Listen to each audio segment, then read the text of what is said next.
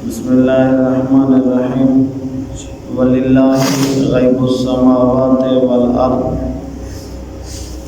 اللہ تعالیٰ کے لیے ہیں غیب کی باتیں آسمانوں کی اور زمین کی۔ وما امر الساعۃ الا کلمح البصر، قیامت کا معاملہ ایسے ہے جیسا کہ ایک آنکھ کا جھپکنا، او ہوا اقرب، یا اس سے بھی زیادہ قریب۔ ان اللہ علی کل شیء قدیر، بے شک اللہ تعالیٰ کی ذات ہر ایک چیز پر قدرت رکھنے والی ہے۔ واللہ اخرجکم من بطون امہاتکم، اللہ تعالیٰ وہ ذات ہے جس نے نکالا تم کو تمہارے ماؤں کے پیٹوں سے، لا تعلمون شیئا، کہ تم نہیں جانتے تھے کچھ بھی، وجعل لکم السمع والابصار والافئدہ، بنائے تمہارے لیے کان، آنکھیں اور دل، لعلکم تشکرون، تاکہ تم لوگ شکر گزار بندے بنو۔ اللہ تعالیٰ کی توحید کا مضمون بیان ہو رہا تھا۔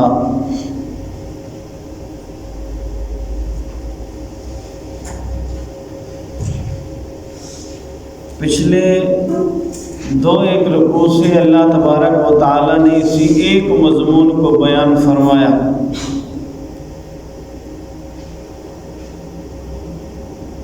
پھر کل کے درس میں اللہ تبارک و تعالیٰ نے مثالوں کے ساتھ وضاحت فرمائی اپنے توحید کے بارے میں۔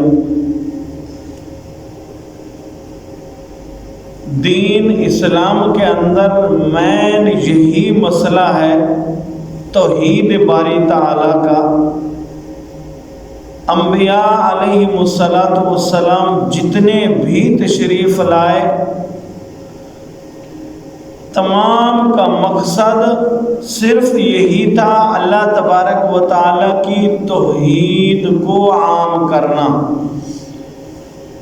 لوگ اللہ تعالیٰ کی ذات پر ایمان لائیں، اللہ کو اپنا خالق رازق مانے، اسی کی عبادت کریں۔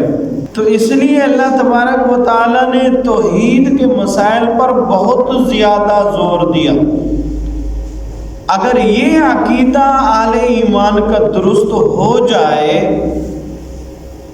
باقی ساتھ میں اگر انسان ہونے کے ناطے گناہ صغیرہ کبیرہ ہوتے رہتے ہیں تو اللہ تبارک و تعالیٰ کی ذات اولاً تو معافی کے ساتھ معاف بھی کرتے رہتے ہیں۔ اگر بالفرض والمحال انسان توبہ نہ بھی کرے تو ایک نہ ایک دن اللہ سزا کے بعد بھی معاف کر دیں گے۔ تو اس لیے مین چیز عقیدہ توحید ہوتا ہے، اللہ کی ذات پر انسان کا کامل ایمان ہو۔ اس کے بعد دوسرے نمبر پر قیامت۔ اس لیے اللہ تبارک و تعالیٰ نے آج کی آیات میں قیامت کے بارے میں بھی تذکرہ فرمایا، انسان کو عقل اور شعور کے لیے کچھ نعمتوں کا بھی تذکرہ فرمایا۔ وَلِلَّهِ غَيْبُ السَّمَاوَاتِ وَالْأَرْضِ، اللہ تعالیٰ کے لیے آسمان اور زمین کا غیب، جو چیزیں آسمان اور زمین میں ہیں، ان تمام کی اشیاء کی تعداد کا علم بھی اللہ تبارک و تعالیٰ کو ہے۔ کون سی چیز ہے جو انسان کی آنکھوں سے اوجھل ہے، انسان کو نظر نہیں آتی، اللہ تبارک و تعالیٰ فرماتے ہیں وہ میرے علم کے اندر موجود ہے۔ کائنات کا ایک ایک ذرہ میرے علم میں موجود ہے، اور یہ بھی علم میرے اندر موجود ہے کہ اللہ تبارک و تعالیٰ نے قیامت کب برپا کرنی ہے۔ رسول اکرم صلی اللہ علیہ وسلم سے مشرکین یہ پوچھتے تھے نا، آپ ہمیں قیامت کے بارے میں دھمکاتے ہیں، قیامت آنے والی ہے، وہاں پر عذاب ہوگا، جزا اور سزا کا میدان ہوگا، تو وہ ہمیشہ کہتے تھے کہ ہم پر وہ لائیں یا بتائیں کس طریق کو آئے گی۔ اللہ تعالیٰ فرماتے ہیں کہ یہ ضروری نہیں ہے کہ اس سے پہلے تمہیں آگاہ کر دیا جائے، وہ ایسی بھی نہیں ہے کہ جب برپا ہونے لگے گی تو تمہیں کوئی وقت دے گی۔ جب اللہ کا وقت مقررہ آ جائے گا تو وہ ایسے آئے گی جیسے آنکھ کا جھپکنا، او ہوا اقرب، یہ اس سے بھی تیزی کے ساتھ آئے گی۔